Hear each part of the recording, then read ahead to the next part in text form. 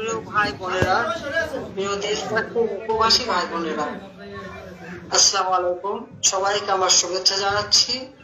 আজকে আপনারা জানেন, আপনারা নিজেরাই জানেন যে দেশের মানুষ কেউ ভালো নাই। বাংলাদেশ আজকে হায়নার কবলে পড়েছে। মনে হচ্ছে যেন আজ আবার সেই 1971 সালের মতো হায়নাদের দখলে নিম্নবিত্ত থেকে মধ্যবিত্ত উচ্চবিত্ত অবরুদ্ধ জীবনযাপন কাটাচ্ছে। একটা ক্ষমতালোভী দুর্নীতিবাদ জঙ্গিদের দ্বারা সমগ্র জাতি আজ নিষ্পেষিত অবরুদ্ধ। একটা সোনার দেশকে মাত্র 5 মাসের মধ্যে শ্মশানে পরিণত করেছে।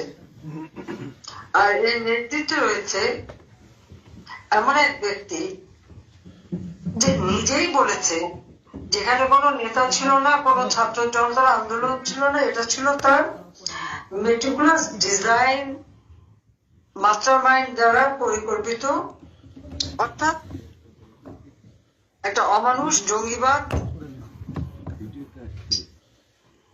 মোহাম্মদ ইউনূস বিল ক্লিনটনের অনুষ্ঠানে সে নিজে এটা স্বীকার করেছে যে একেবারে পরিকল্পিত ভাবে সেই ঘটনাটা ঘটিয়েছে। বাংলাদেশের জনগণ বা ছাত্র জনতা সবাইকে ক্ষেত্রটা উঠিয়ে দিয়ে দেয়।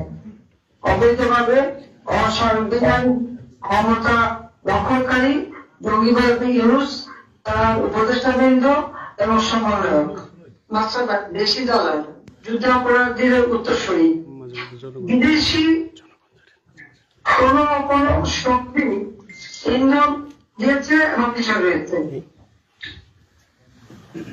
মানে আওয়ামী লীগ বিরোধী শক্তিগুলো সমাধান এক হয়েছে।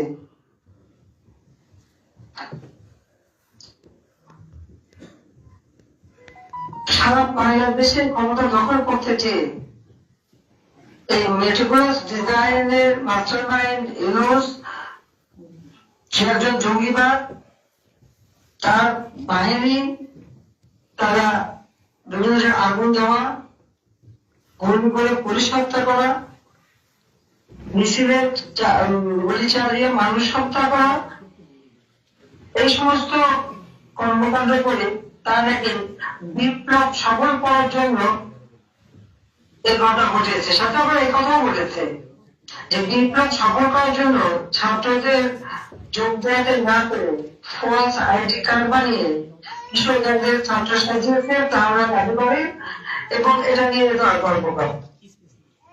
কয়েকদিন আগে আপনারা দেখেছেন সিরাজগঞ্জের বিএনপির